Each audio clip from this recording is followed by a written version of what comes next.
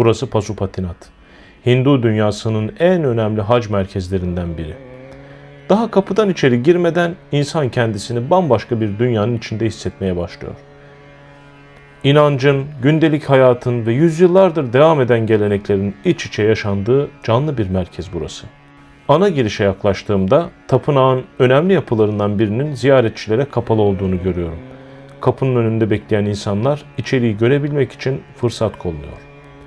Kimileri sessizce dua ediyor, kimileri merakla içeriği izlemeye çalışıyor. İçeride ne yaşandığını bilmiyorum. Ben yürümeye devam ediyorum çünkü asıl görmek istediğim yer Bagmati Nehri kıyısındaki cenaze yakım alanı. Biraz ileride karşıma bir Sadhu Baba çıkıyor. Uzun saçları omuzlarına dökülmüş, sessizce etrafı seyrediyor. Kendisine selam veriyorum. O da başını hafifçe eğerek karşılık veriyor. Pasupatinat'ta sadularla karşılaşmak oldukça doğal. Onlar dünyadan mümkün olduğunca uzak yaşamayı seçmiş Hindu zahitleri. Kimileri yıllardır burada yaşıyor. Kimileri ise hayatlarının belirli dönemlerinde bu kutsal mekana gelerek ibadet ediyor. Yoluma devam ederken etrafımdaki ayrıntıları dikkatle incelemeye çalışıyorum. Her köşede küçük bir tapınak, bir sunak, bir dua eden insan ya da yüzyıllardır değişmeden devam eden bir gelenekle karşılaşmak mümkün. İlk kez burada bulunuyorum ve açıkçası hissettiğim heyecanı tarif etmek kolay değil. Bir taraftan kameram kayıt alıyor, diğer taraftan gözüm sürekli yeni ayrıntılarda.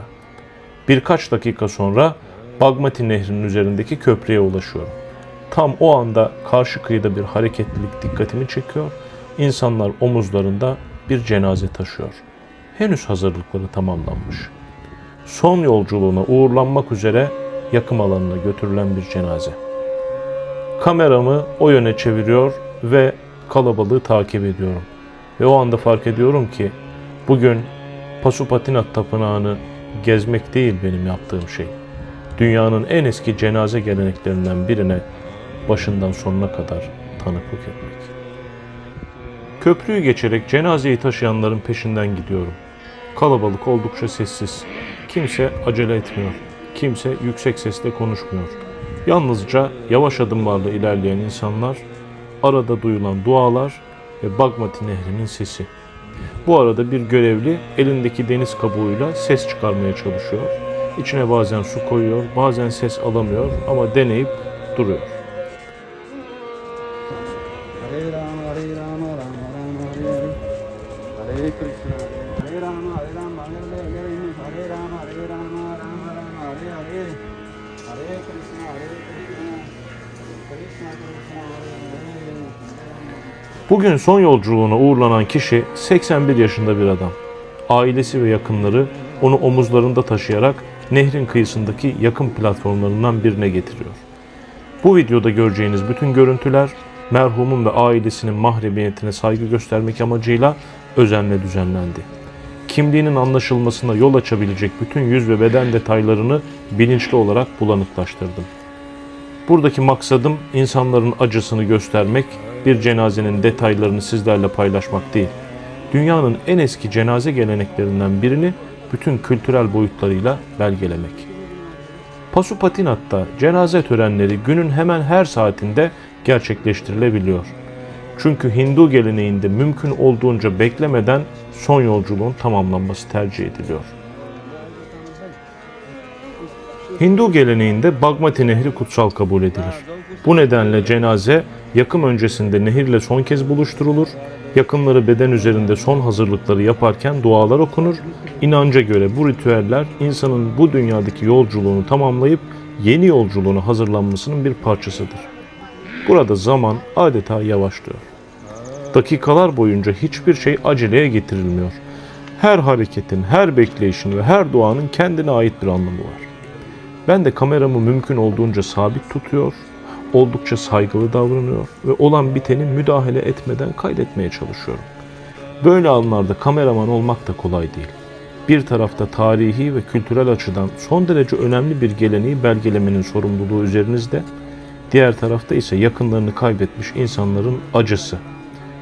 Cenazeye bu kadar yakınken saygınızı kaybetmemeniz ve çektiğiniz detaylarla ilgili sorumluluğu almanız çok önemli.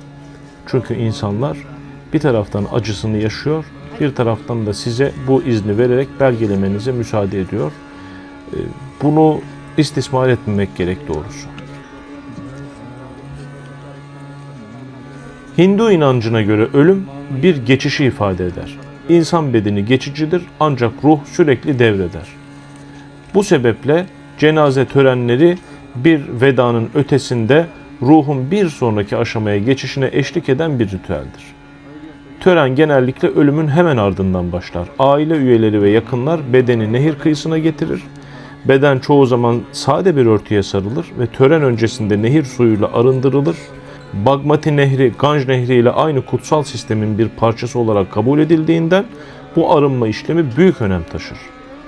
Ritüelin en önemli unsurlarından biri ateştir. Hindu inancında ateş, bedeni yok etmeye dönük bir ritüelin parçası gibi kullanılıyorsa da aslında onu dönüştüren bir unsurdur.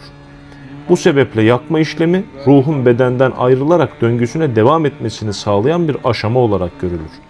Çünkü ruhların sürekli olarak dönüştüğü ve tekrar dünyaya geldiğine inanılan bir inanç sistemi olan Hinduizm'de bu döngü mekanizmasının doğru çalışmasını temin etmek büyük önem taşır. Devri daim esastır, bunun da en önde gelen tetikleyicisi ateştir. Genellikle ailenin en büyük erkek evladı ya da en yakın akraba törenin belirli aşamalarını yerine getirir. Bu kişi ritüelin yönlendirilmesinde aktif rol alır ve yakma işlemini başlatan ateşi yakar. Tören boyunca dualar okunur, ilahiler söylenir ve belirli ritüel hareketler tekrarlanır. Bu uygulamalar ölen bir kişi için değil, geride kalanların süreci kabullenmesi için de önemlidir. Cenazenin bu anlarında artık size bilgi vermeyi kesiyorum ve sizi videonun sonlarına kadar yalnız bırakıyorum. Cenazenin sesleri, renkleri ve ritüelleriyle baş başasınız.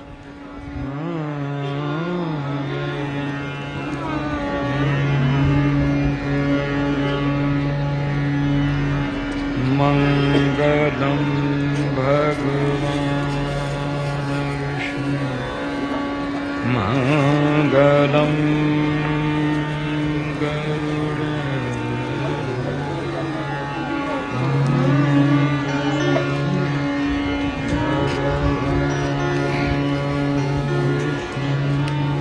Mangalam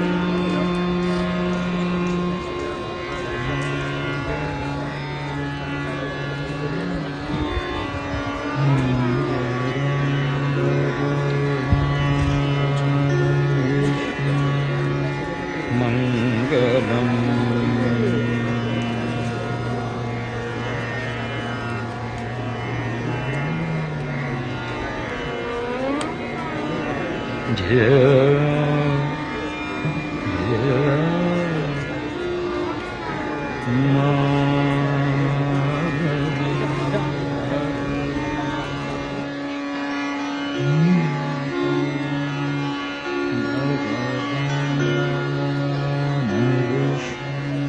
Mangalam Garudadhaja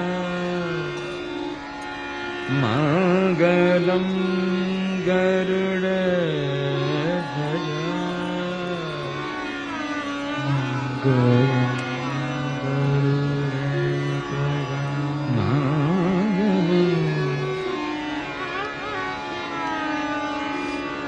Mangalam Garudadhara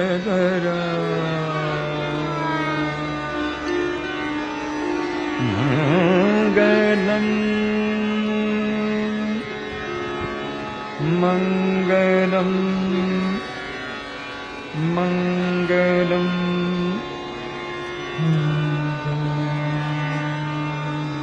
Mangalam Mangalam Garudadhaja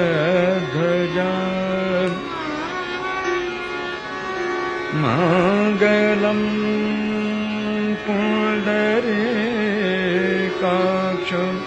Mangaladano Hare Mangaladano Hare Mangaladano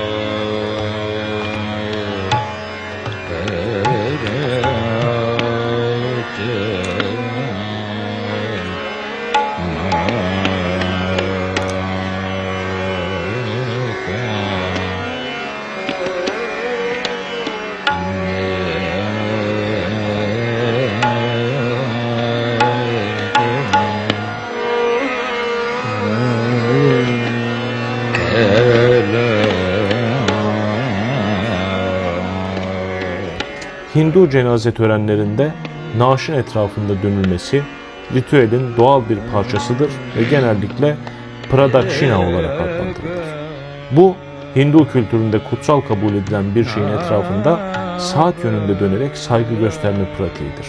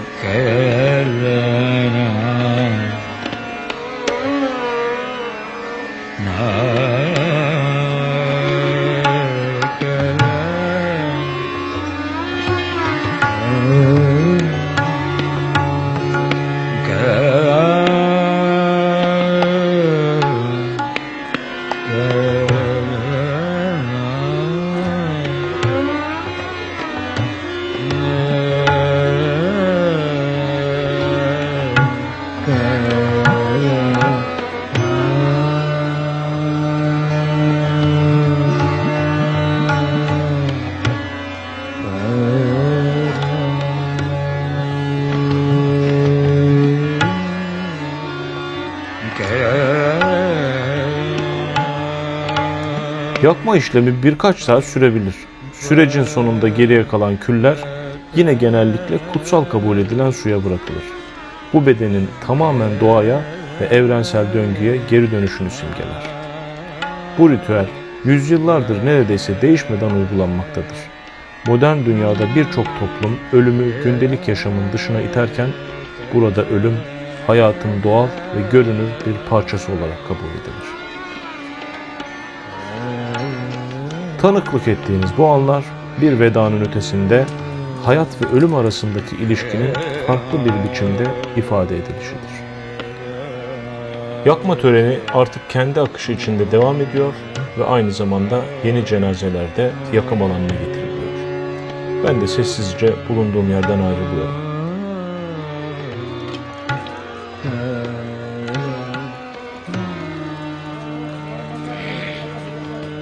Taş merdivenleri çıkarak Pasupatinat'ın arka tarafına doğru ilerliyorum.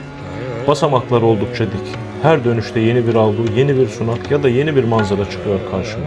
Tam bu sırada merdivenlerden ağır ağır aşağı inen alacılı bir buzağı dikkatimi çekiyor. Kimse ona yol göstermiyor, kimse onu yönlendirmiyor. Gayet rahat. Hindu inancında inek kutsal kabul edildiği için burada bu görüntü oldukça sıradan. Pasupatinat yalnızca tek bir tapınaktan ibaret değil. Burası farklı dönemlerde inşa edilmiş yüzlerce küçük kutsal yapının oluşturduğu büyük bir ibadet alanı. Her dönüşte yeni bir avlu, yeni bir sunak ya da yeni bir manzara çıkıyor karşıma. İki genç kız ve onların yanında bir falcı adam görüyorum. Onların avuçlarına bakıyor sırayla ve onlara olacakları haber veriyor. Merdivenlerin sonuna geldiğimde bu kez bambaşka bir kalabalıkla karşılaşıyorum. İlk anda ne olduğunu anlayamıyorum. Yaklaştıkça fark ediyorum ki bu bir düğün hazırlığı. Genç bir çift, aileleri, renkli kıyafetler, çiçekler, gülümseyen yüzler, fotoğraf çeken insanlar ve heyecan. Tam bu noktada ister istemez birkaç dakika önce izlediğim cenaze töreni aklıma geliyor. Aralarında yalnızca birkaç yüz metre var. Bir tarafta 81 yıllık ömrün vedası, diğer tarafta birlikte kurulacak yeni bir hayatın ilk günü. Bir tarafta gözyaşları, diğer tarafta gülümsemeler. Bir tarafta ateşe teslim edilen bir beden, diğer tarafta birlikte atılan ilk adımlar. Hayat ne kadar tuhaf değil mi?